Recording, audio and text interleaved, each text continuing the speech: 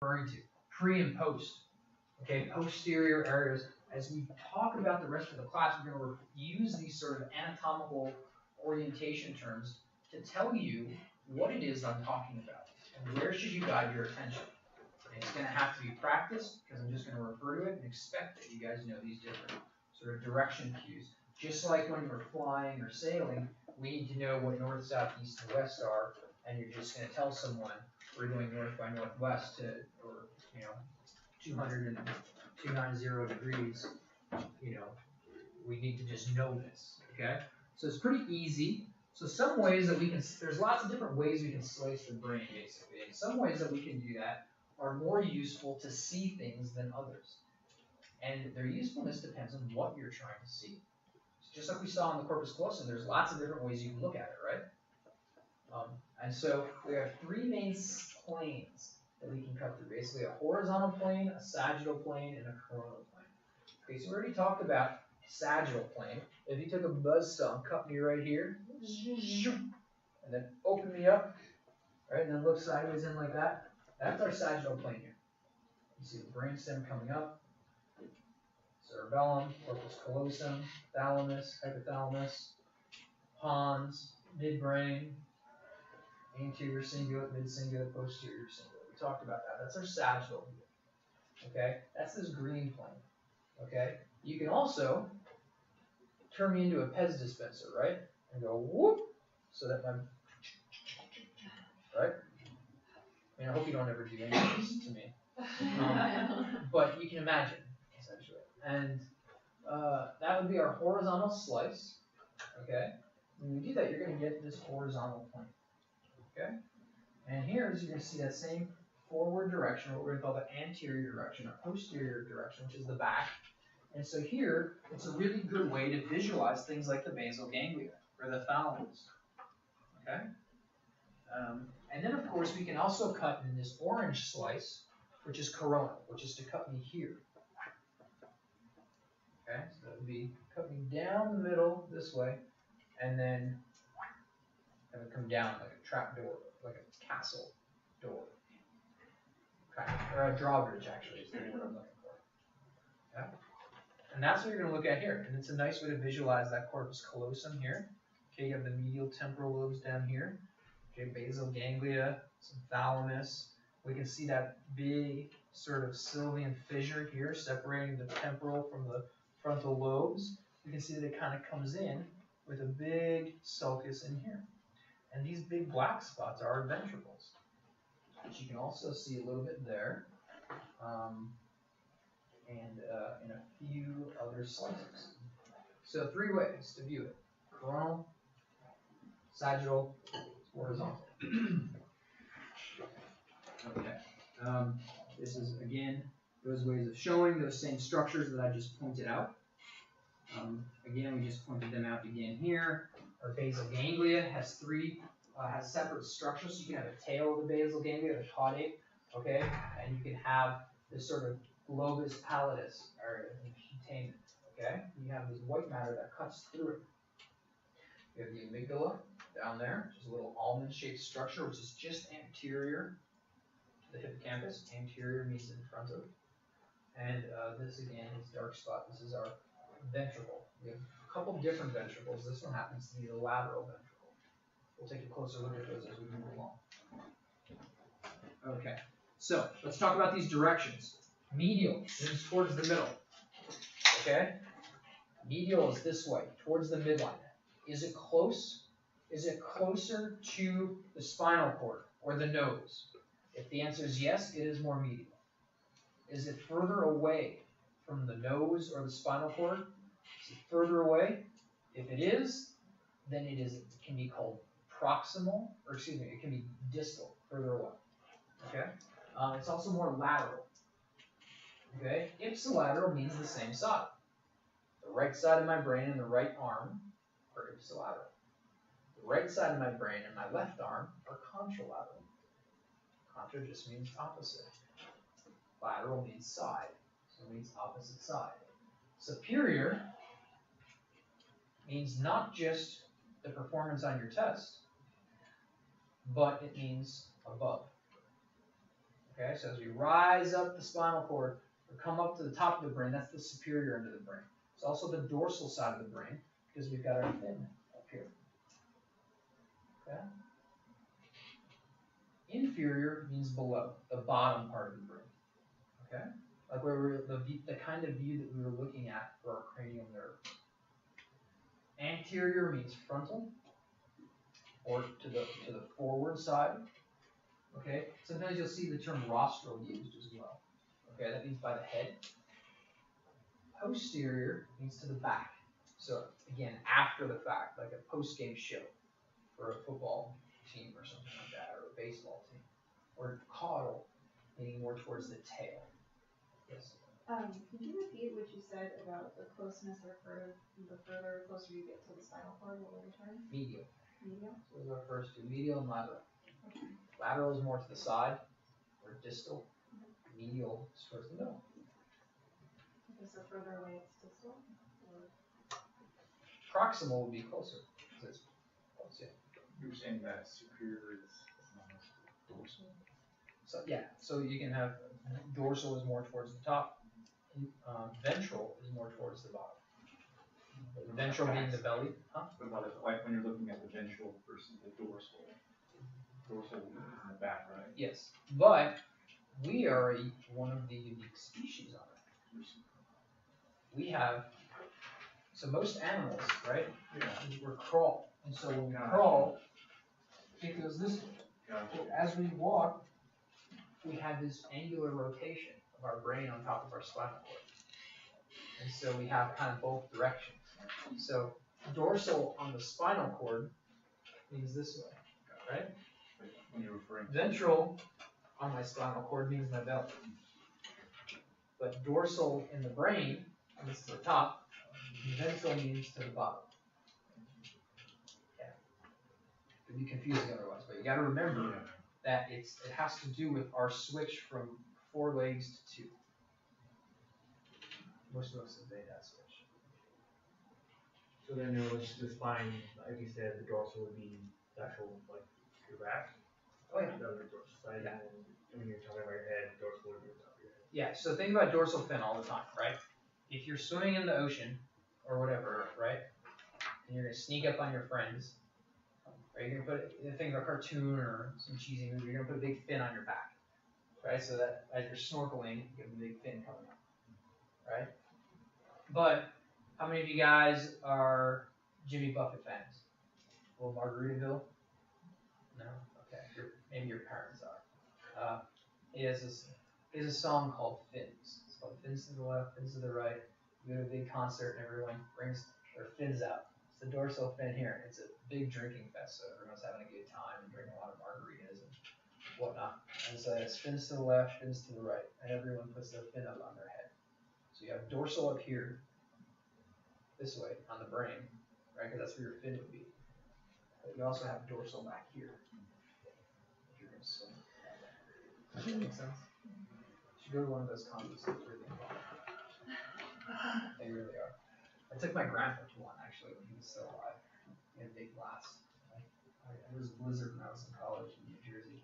I caught the last, they canceled school, I caught the last plane down to Tampa to visit my grandparents. And it turns out there was a concert in town, so I said, hey, we should go to this. He's like, well, who is it? I'm like, oh, this guy, whatever. He's like, I don't know him, but sure, let's go. And so I got my grandpa to go to this concert on like an hour's notice. We drive down there, like I said, it's a big party. Right? Everybody's tailgating, having a big old blast. Margaritas everywhere, beers everywhere. And we didn't have tickets or anything. We kind of just roll in there. I didn't really know what to expect. And the first thing he does is he opens up the back trunk of his car in the parking lot, and he's got handles of booze. And he didn't know we were going, by the way. Like, that was just there. That's how he rolls. And so we made a lot of friends really fast. We were able to trade some booze for some food. We made a lot of friends. We got some good tickets, and he ended up having a good time. We got home at like 3 in the morning, and my grandma was up waiting for us. She gave him a couple dirty looks because she's like, "What are you doing with my grandson?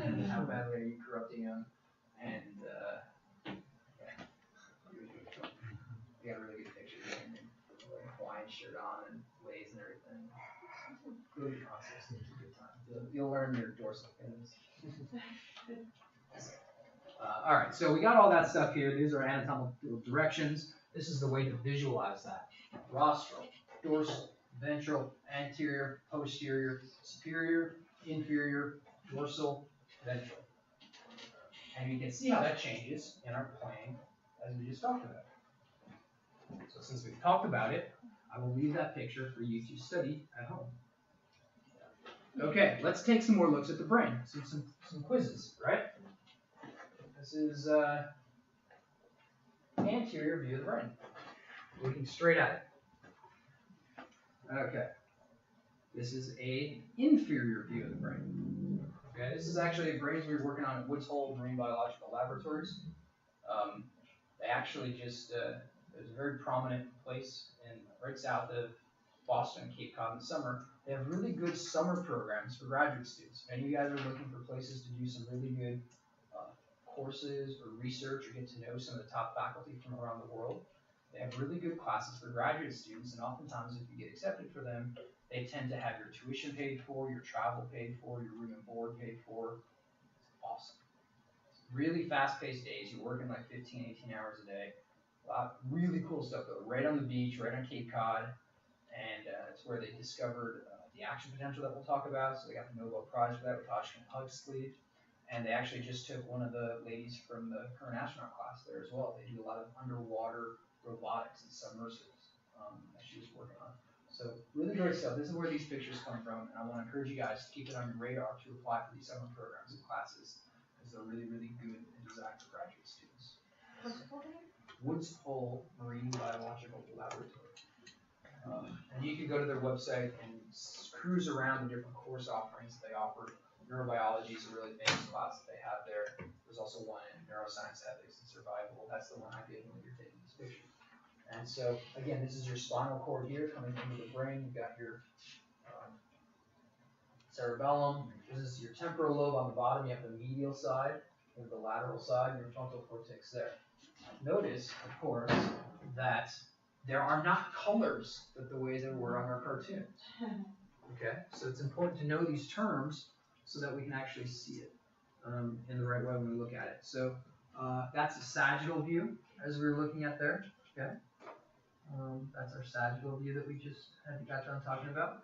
And so, a couple other things to think about. You'll see this in class a lot. There's two ways to describe the flow of information, and they're confusing because they sound very much alike. One's afferent and one's efferent. Okay, afferent means you're carrying information into a region of interest. Efferent means information is being carried away from a region of interest. Okay? So afferent is into, efferent is away. So, like axons. yeah, so if it's relative to, let's say, the spinal cord, an afferent would be essentially your sensory information coming in. Efferent would be carrying information away, which would be like your motor nerves, carrying that out away. Very easy to confuse these, so dedicate some time to becoming quite friendly with them. Okay. Again, this is, yes. Does afferent and efferent have to do with the dorsal and the different? No, not necessarily in those directional elements. It's more of a functional flow issue. And we mentioned white matter and gray matter before, that axons, right? The myelinated axons versus the unmyelinated cell bodies. And so our cell bodies, our nuclei, tend to be in this gray matter, basically the top edge of the cortex. But then they send their projections and their axons to talk to this area and this area and all the way over to this side. And a lot of those axons are myelinated. They're myelinated, right? They're covered by oligodendrocytes. You guys remember that? It's the peripheral nervous system. That myelination is going to be done by the Schwann cells. Okay? So we have oligodendrocytes wrapping around the axons of our motor neurons, and that's why we see the white matter as compared to the gray matter. you can see how prominent that white matter is, right? A lot of axons, a lot of wires connecting lots of things. Okay, that's why lots of areas of the brain talk to each other. And it can complicate, we can understand now the complications of that debate between localization, structure, and function versus more sort of equipotentiality that we've spent a lot of time discussing, right? We chop out this area here, yeah, you might have a deficit, but is it the deficit from what this area does, or is it the deficit from what this area is listening to from this area that's connecting to it? Or is it a deficit in not what this does, but it's a deficit in what this does, it's just that this is not receiving input from this area that tells it what to do. Alright, you can see why that debate raged back and forth. And it's a little bit of both, right? So white matter and gray matter, those are the distinctions there. And again, this is just illustrating in our white or gray matter, you're going to see these cell nuclei. In the white matter, you're going to see these myelinated axons. Okay? What else do we got here? So in development, okay, I'm going to scratch the surface of some developmental biological psychology here. Just the little babies, just prenatally. Okay, so you got a baby hanging out in its mother's womb. It's still in development. Okay? Let's start backwards, actually. So, 100 days into gestation. Okay? We can start to see our cerebral hemispheres are coming into play. Okay? Notice they're not folded yet. We haven't created enough neural tissue yet to start getting our sulci and gyri. It's only a little 100-day-old baby. Okay? But we can start to see these divisions between the cerebellum, the pons, the medulla, and the spinal cord. But let's start breaking it down and go backwards. Because what's going to happen, we're going to see that this is going to not have started out this way, but it was eventually just a straight line. We call it a neural tube. That's what we have here. So we have a neural tube that's kind of just bent along what becomes the head from what becomes the spinal cord. And there's some divisions along it, and these divisions become basically the frontal part, the midbrain, and the hindbrain. And as it gets more and more tissue, we start to see those folds happening, right? So you got the frontal sort of part, the forebrain, the hindbrain, and the midbrain in purple. Okay? So right now, a lot of growth is happening here in the hindbrain, but because so much of it's growing, it needs to start folding in on itself. So now, this starts to fold in. As it's folding in, we're getting more tissue built in the forebrain, and it's starting to come up and over. Okay? Now it's really starting to come up and over even more and more and more to where you can see how we like a traditional view depicted, right? So that's kind of what's happening here in development. Okay? Questions? So we see those structures are still maintained. Very, very early on, from that moment of conception, you start to see this baby's neural tube grow into the brain that we hope it starts to use by the time it's like 28. Okay? There are some 28-year-olds who are still not quite leaving the nest and using all their neural faculties, right? So, anyways, kidding aside, this is a categorization way to understand these structures. Just a way to categorize. So we've got our central nervous system, right, which has the brain and the spinal cord.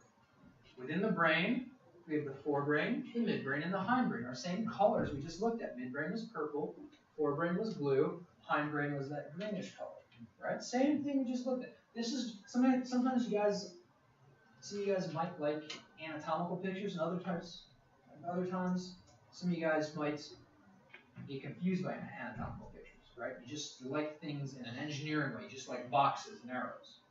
This is the same thing as this. It's the same thing we just looked at in the other side. So it's here for you guys to poke around studying. It tells you the same information, just like we talked about with our peripheral system, with the somatic, autonomic, sympathetic, parasympathetic systems. It's just different ways to slice and dice it to help you understand. Okay? So I'm not giving you any new information on this slide. It's just a different way to help paint the picture. Now, when we look at some of these structural elements of, say, our cortex, we can start to see when we take a little slice, okay, that there's a lot of structure and organization. And our cortex actually can be divided, okay, into what I like to dial this point into people with reminding you that brains are like ogres. Cupcakes. They have layers. Yes. Ogres are like onions. Why are ogres like onions? They have layers, donkey. Okay, so yeah, so we have layers in the cortex, very important layers. Okay, and I can go back to Drake if you want. Okay. All I'm writing is Shrek. Shrek And it'll all and Drake? come together. Okay, yeah, they have layers. It's really important. So there's layers across the cortex, but there's layers within the cortex too. So you have layer 1, this very top superficial layer, 2, 3, 4, 5, 6, and then you have the white matter that starts to look at the differences in densities of cell bodies in these different layers, as well as not just densities, but size. Tiny little cells in layer 4, big cell bodies in layer 6. And then they project across layers in different columns in the cortex to each other in really complex circuitries as well. Okay? So this is just one little area. So this is one of our pyramidal neurons. There's our little pyramid, it's dendrites, and it's axon projecting up to the next layer, where it will talk to these that will send a signal up here to tying together some of those pyramidal neurons that we looked at as examples last class. Sounds good? So we're building up from our one sample little cartoon neuron that we started with to a more realistic neural network of them connecting into our broader neuroanatomy here. Okay. So we have these cortical columns, and we talked about that. In terms of the forebrain, we have several structures within it. Remember, this is our more advanced, evolutionarily advanced area of the brain, that forebrain, that part that started off small in development, right?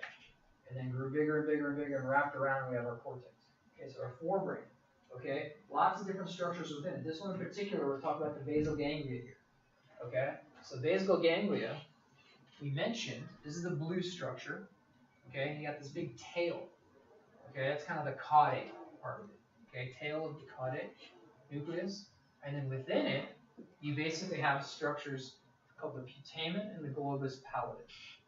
So this big thing is the putamen, and then the globus pallidus kind of comes within it. And it's easier to see in a coronal slice that we'll look at in a moment. I want to introduce that. A lot of these structures are confusing to think about when you overlook at them in one way, right?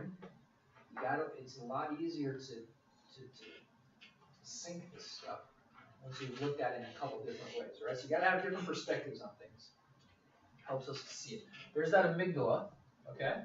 We've got our substantia nigra, the subthalamic nucleus in the midbrain. Okay, this is going to create a network of our basal ganglia.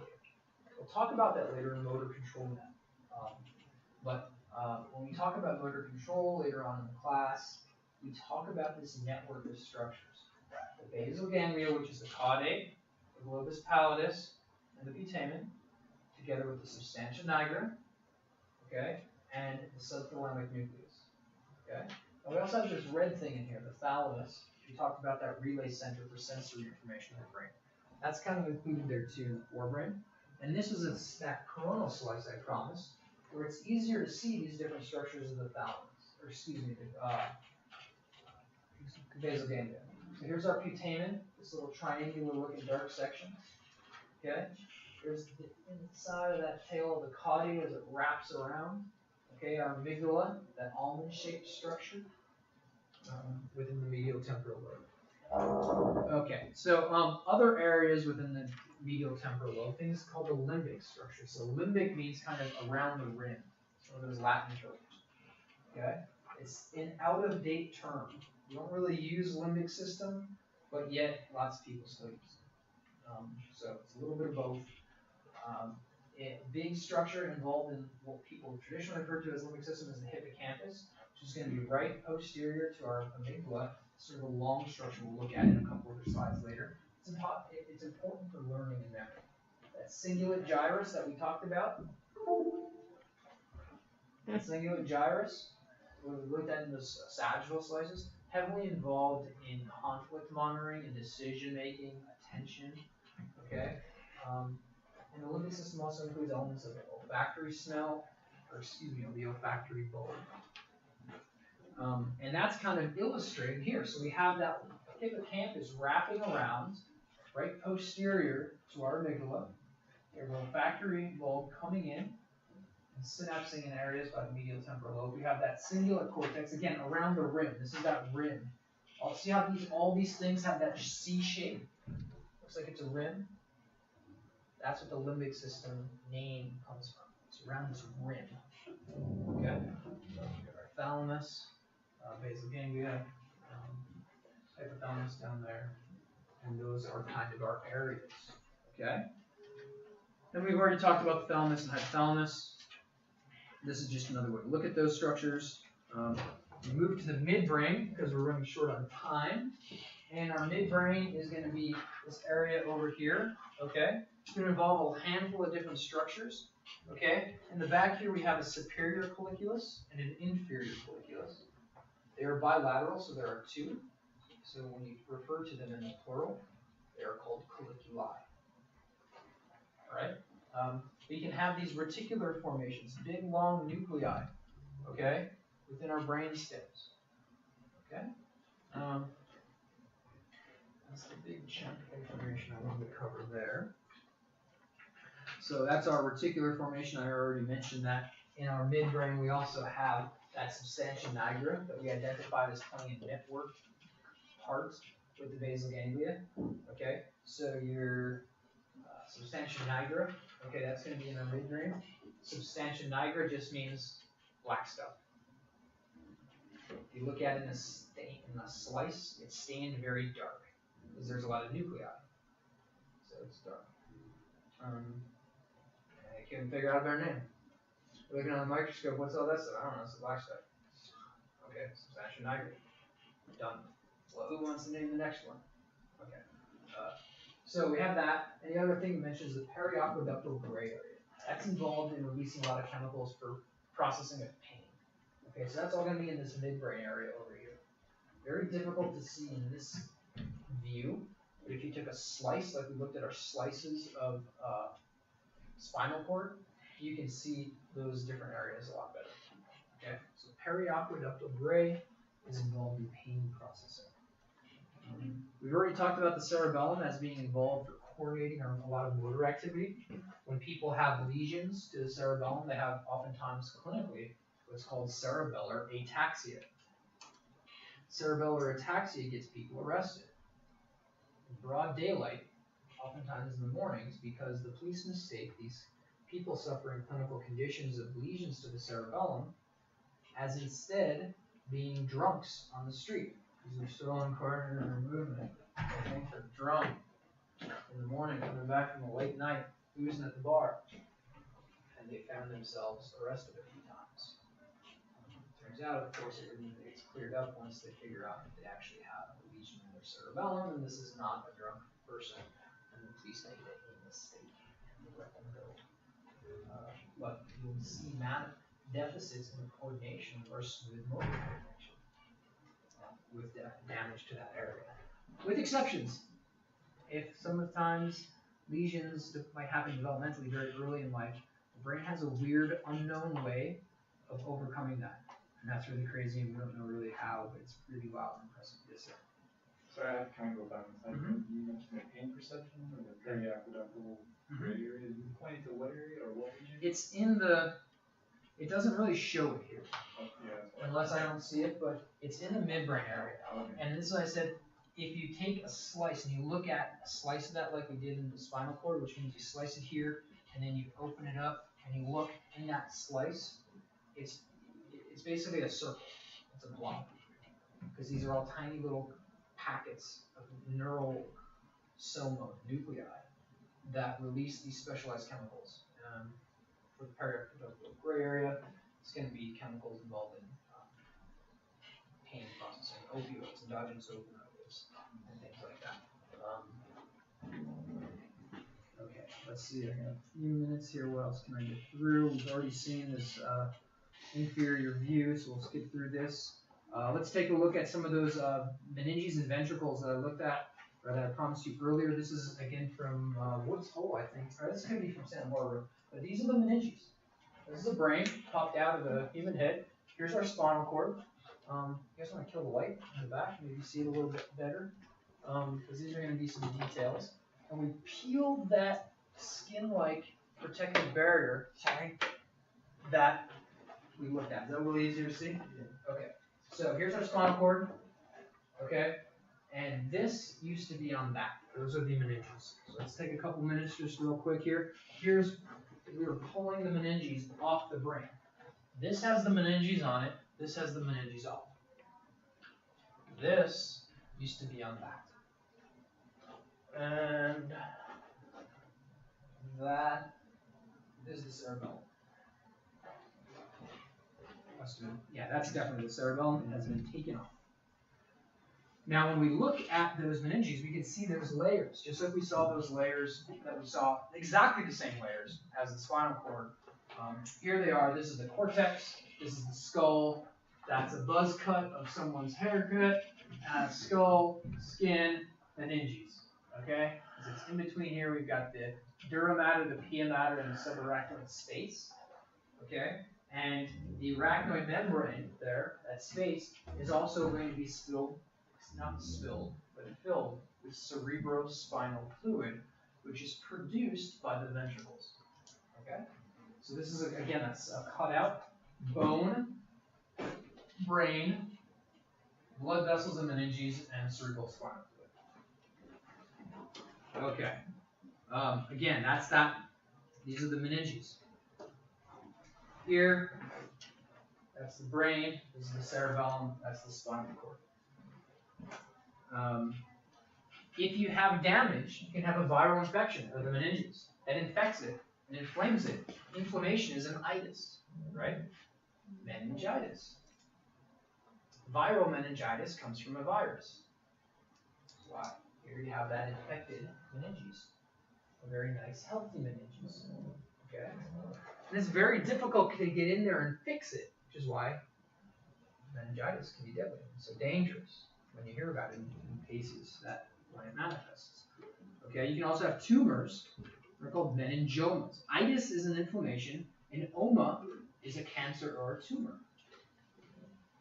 Okay, so that's what a meningioma might look like. This big tumor within the meninges that would press down on this neural tissue and create some really serious neurological and potentially life-threatening problems.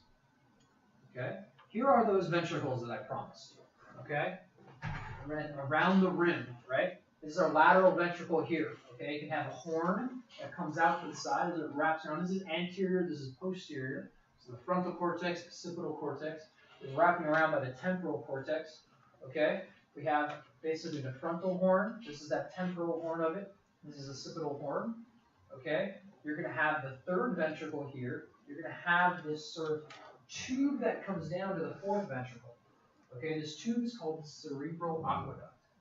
Okay? And it's inside here, this red area is the choroid plexus. That is what is going to be making our cerebrospinal fluid and sending it down through the rest of the spinal cord, as well as up and around the rest of the ventricles to help populate that subarachnoid space.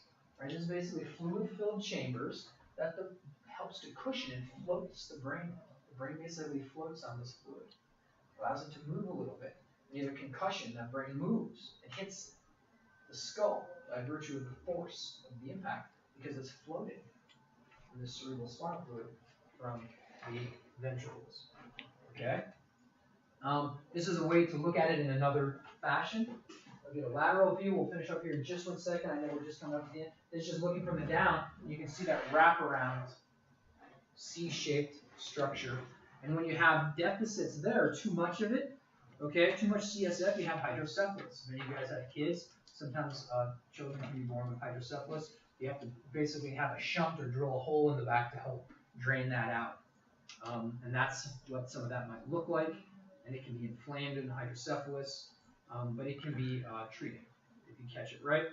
And of course, you have the vascularization of those blood vessels. You can do an angiogram. Look at all these blood vessels. We started off talking about the circle of Willis, right? The circle of Willis here.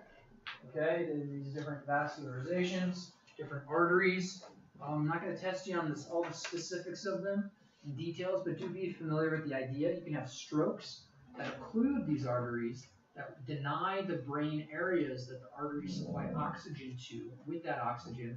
So those areas die, and then they can't do the things that they do, like move your arm, move your face, and you have those telltale signs of a drooping face and an arm that won't move because the area that controls that is deprived oxygen. So that's, now in the stroke, it can happen in two ways, basically ischemia or a hemorrhagic stroke. And the last thing to mention, and we'll get out of here, just the blood-brain barrier, which is our blood vessels that bring that oxygen and our nutrients and our chemicals to these areas in the brain have to go through our blood vessels, and there's a barrier of mesh that they have to feed through. Some things can fit through them, some gases and nutrients can fit through it, other ones can't. And it determines a big portion of what drugs can reach the brain and which can't. Which is why you cannot deliver dopamine to treat Parkinson's to somebody who's suffering from a deficit in dopaminergic cells, but you have to give a chemical called L-DOPA, which is the precursor for dopamine, because dopamine can't fit through these little cracks, and you have to give the precursor that can, and then hope the brain can synthesize from the precursor to make the needed chemical. So that is a lot of information you guys have just had dumped on you, and we'll leave it with that, and let me see here. We'll just pick up from this stuff.